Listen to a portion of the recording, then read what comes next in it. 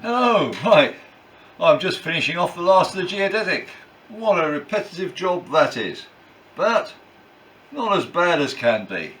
I think this geodetic rib system probably takes about the same period of time to create all the little bits that make up the rib, other than the fact that with a standard classic rib you have the plywood gussets which hold it all together. The actual building of these ribs, I can build 2 full ribs and 2 half ribs in a sitting I should say.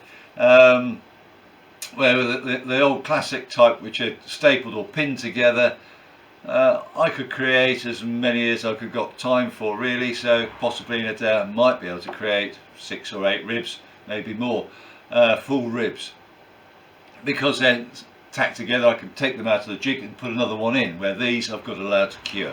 So for what I'm doing, where each evening I'm going to do a few ribs and things, I think this method takes about the same period of time, possibly even shorter. Talking about time, I think some people might have misunderstood what I said, a few videos ago about time saving when I was dealing with the aluminium bits and the fact that they're pre-drilled, and sort of said it saved time. Yes, that is a time saving for the kit. I was expecting them to be either strip of aluminium to have to be cut down, or sheet aluminium I have to cut into strips and then cut to size and drill. But overall, kits are a big time saving over the plan builder. The plan builder, has to source their wood with the correct grain. They have a good chunk of wastage because they can only get so much out of a plank and things like that, and they need to have the tools, space, and not just your standard DIY tools really, to be able to produce long accurate strips for like spar caps and things like that. So that's why I went for the kit. The kit, all the strip was cut to the to size, and I just have to cut it to its relevant shapes, which is time consuming in its own right, but a big time saving on actually having to cut the strips in the first place. There are advantages to doing it from the plans and cutting your own strip. You make sure that the wood is to the standard you want. You can cut extra, so you've got a bit of spare, where I've had my spars are just too short really, the spar caps. I didn't have any spare, and when I extended the wing spar by that 1/4 of an inch, I'm having to make up for that 1/4 of an inch. So yes, there are pros towards doing a scratch build. The saving of money, well yes, you're not paying for somebody to cut the wood into strips for you, but then you've also got to go out and find the wood. You've got to spend the money in the tooling, the electricity, and the most important thing is you are spending time cutting the strips. So if you paid yourself any wage at all for doing it, you'd probably find that your workout's more expensive than buying the kit itself. And for a first time builder, I would personally recommend going for a kit where you've got the wood pre-cut. It means you can produce something fairly fast before your enthusiasm wanes. And I also recommend starting with the wings, where you've got a lot of repetition. Making 780 odd bits of geodetic is a very repetitive task. So while you've got the enthusiasm, you can get that done and dusted. When you go on to the fuselage, it's less repetition involved with that type of work. There's a little bit of something here, it might make 2 of something, and it might be similar work, but you've always got something different to go on with. So it's horses for courses. As you know, I do things my way, and this is not the only way. So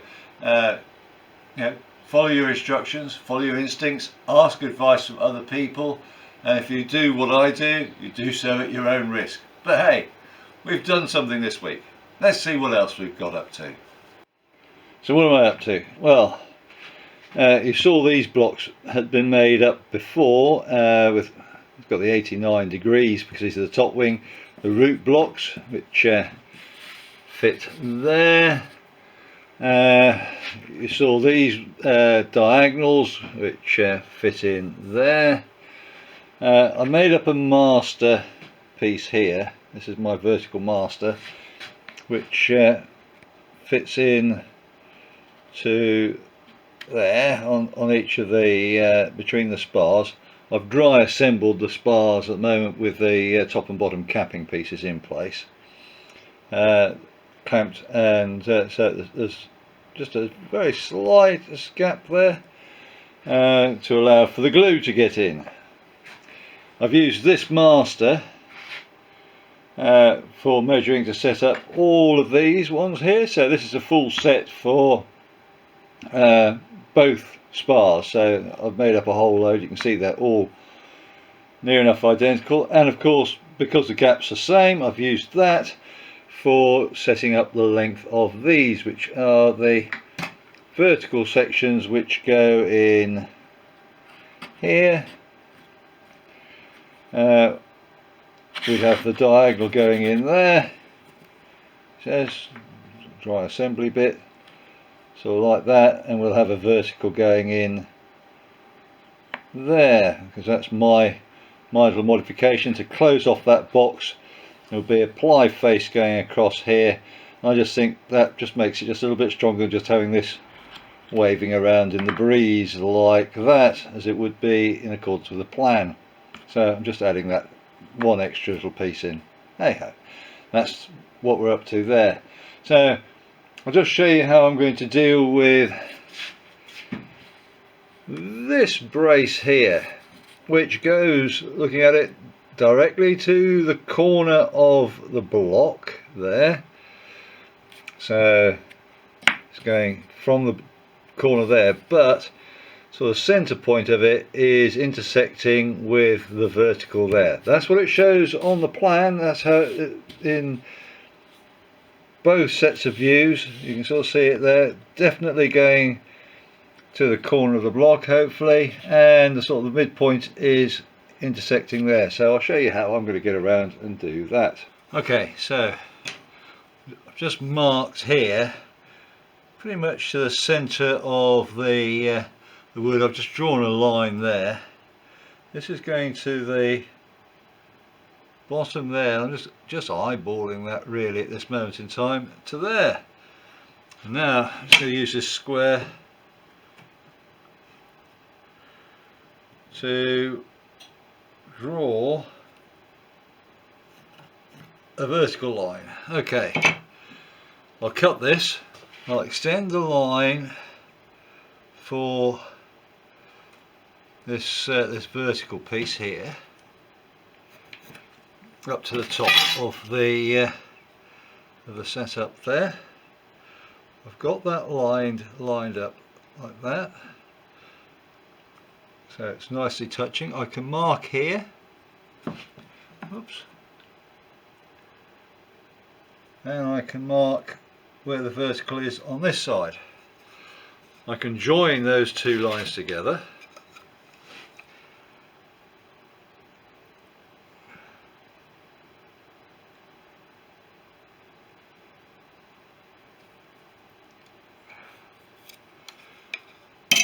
And I can cut that. That'll give me that piece. And then with that cut that way, I can also, because I've got this all in position, I can mark where it goes across the spar there and where the spar crosses there. So I've now got those two lines. I can join those up.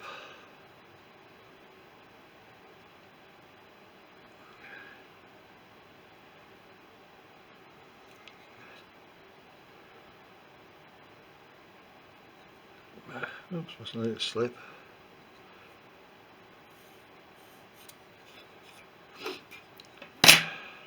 So I can now cut that and that, making sure that we keep everything square. So to help me out with that little bit, I can draw a line on the section which I'll still be able to see, which is there. and there. So I'll now just cut that with my razor saw. Right, so let's see how lucky we are. I've still got just a slight hint of the line showing on it, just a little bit there, showing a little bit more there, slight hint of the line across the top. So I was really cut very carefully with the razor saw to make sure that we didn't have any problems there. So this can move at the moment, and we can allow for a small amount of leeway here. But if I put that in there, drop that in, well, that vertical is spot on, so we've got no error.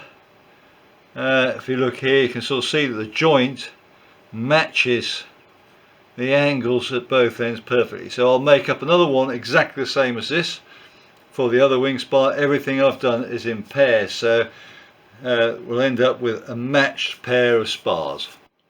So there's the spar, all sorted out with all its verticals, bits and pieces, and the spare sections already make up the second top spar, all cut, the bit which to allow for the slight increase in span there, and all the geodetic for the ribs sorted out.